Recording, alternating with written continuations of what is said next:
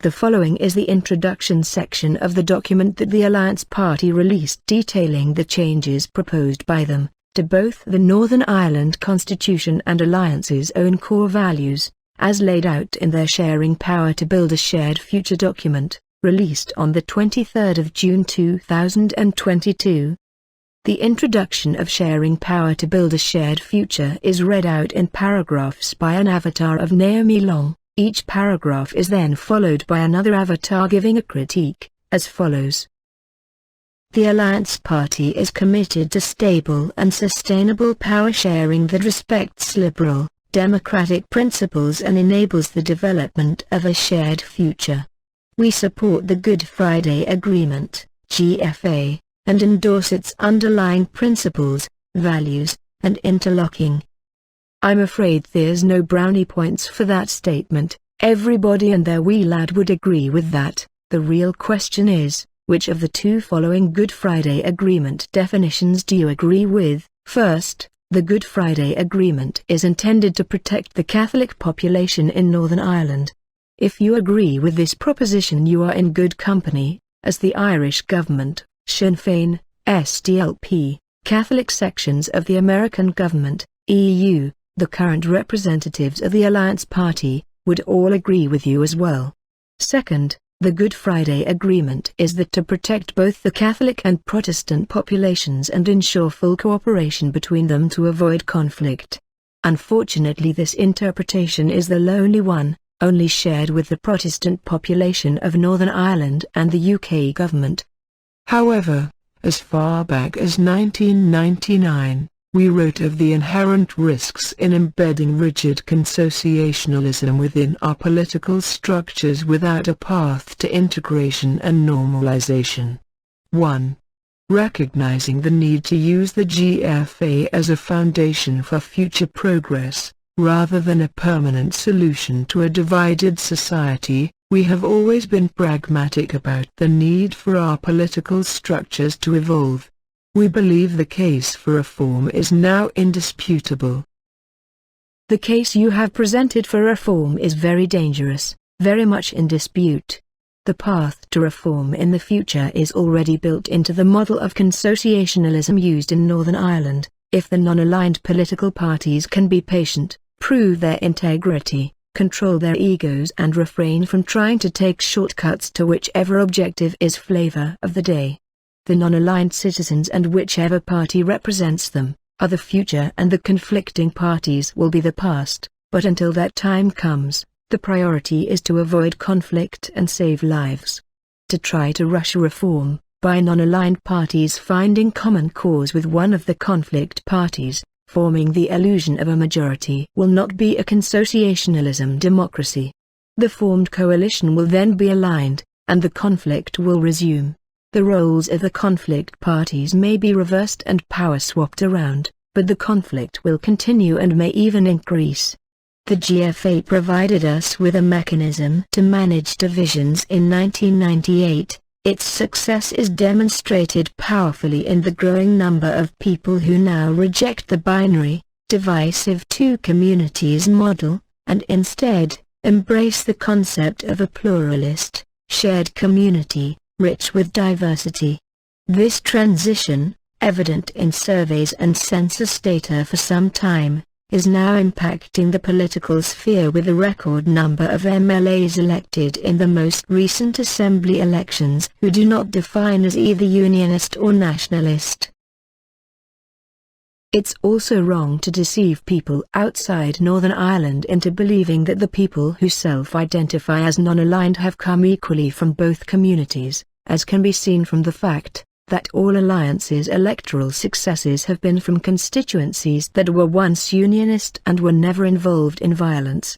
Alliance didn't manage to take one seat from a nationalist area, let alone a Republican one, and their maximum vote in a nationalist area was 4%. The non-aligned are growing slowly in Northern Ireland but unfortunately not equally, as currently all alliance seats are in Protestant areas, requiring a great deal more work to balance them up. It's ironic though that as non-aligned gets more popular in the census, Alliance is distancing themselves from it and trying to have it removed as an electoral requirement. The increase in non-aligned in the census gives non-aligned parties greater responsibility to ensure they are not subjected to infiltration, as this makes them more attractive to extreme elements, as the Labour Party was, in the 60s and 70s, when communists and Marxists infiltrated both Labour constituencies and trade unions. The Alliance MLA's representatives' reputations should be beyond reproach, and have a history of centre politics and non-alignment. Unfortunately, that is not currently the case with Alliance MLAs. People registering on a census, on the other hand, are making a principled decision, not one for political opportunism. It's also counterproductive to pretend to the world that their attraction in Northern Ireland is community-wide, as it takes the focus of where it should be, making it community-wide. Despite that change, the architecture of the GFA continues to afford additional rights and privileges to those who remain wedded to binary politics, at the expense of stability and progress, and to the detriment of other minorities. Consociationalism democracy in Northern Ireland is in its infancy, and the violent men haven't gone away, you know. While it's good that Alliance had a good result in 2022, it is only the first step in a long process which has given Northern Ireland peace and saved lives.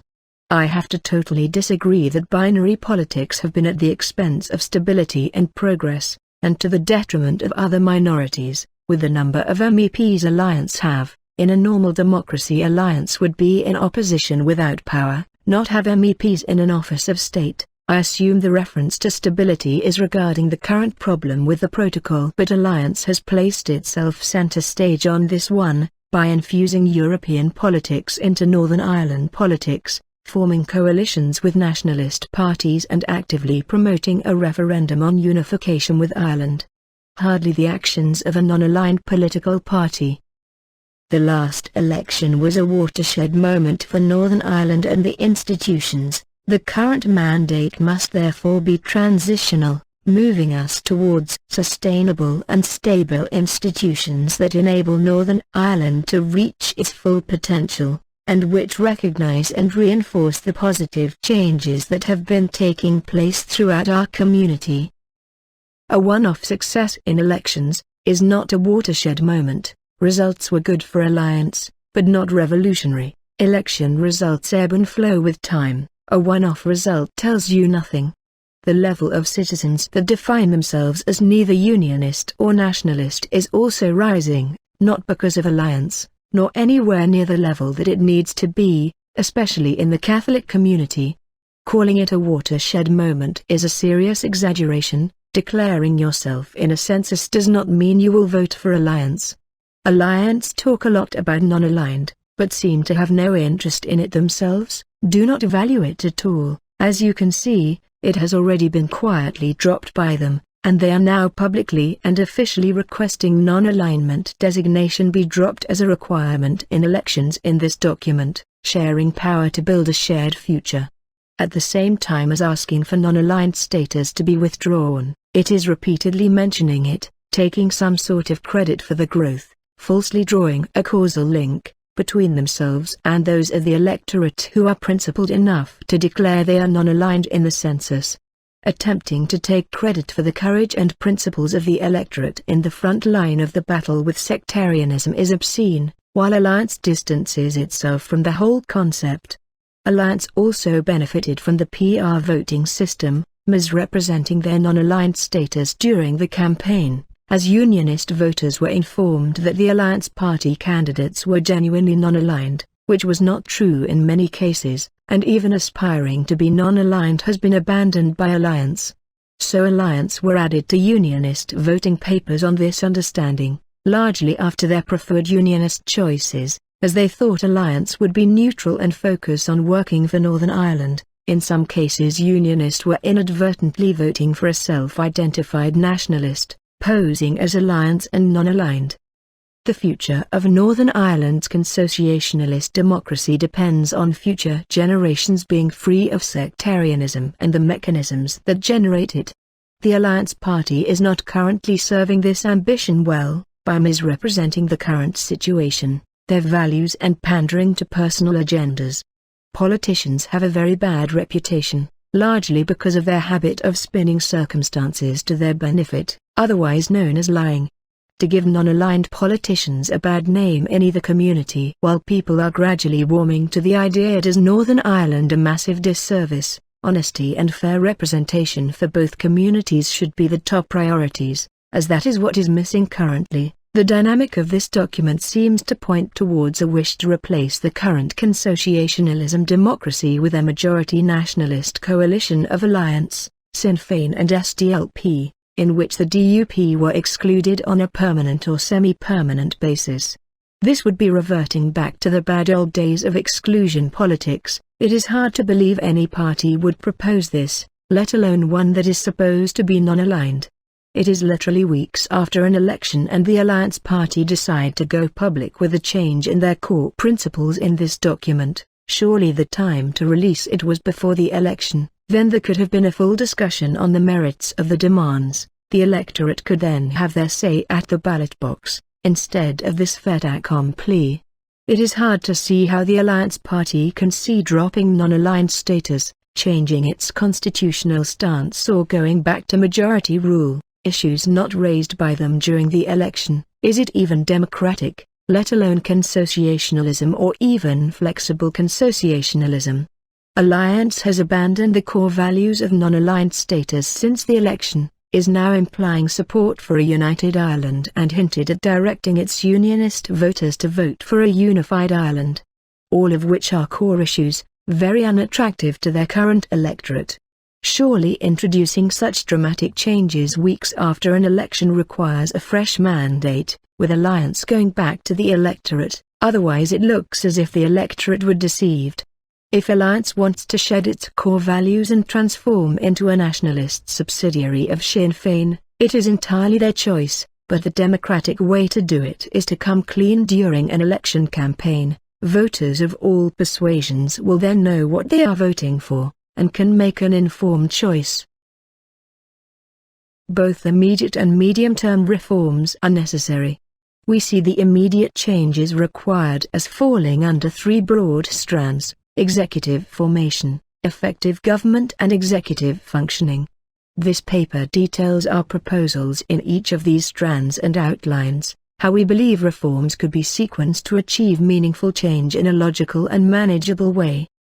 Reforms are very necessary, but it is the Alliance Party that need the reform, to go back to their founding principles, reintroduce idealism, non-alignment, honesty and integrity into their dealings with the electorate, start the long slog of working diligently for a time when a genuinely non-aligned party, representative of all sides of the community, has sufficient cross-community votes to become joint leader, deputy leader or leader. The name is irrelevant. Until then, the non-aligned should become floating voters, using their vote to reward any party's candidate without a connection to violence, whose vision, no matter how small, steers the province incrementally to a future that focuses on the population's welfare. Then review the decision at every election. If you have managed to get this far, you are a real Democrat. I thank you for that. I also thank you very much for your time.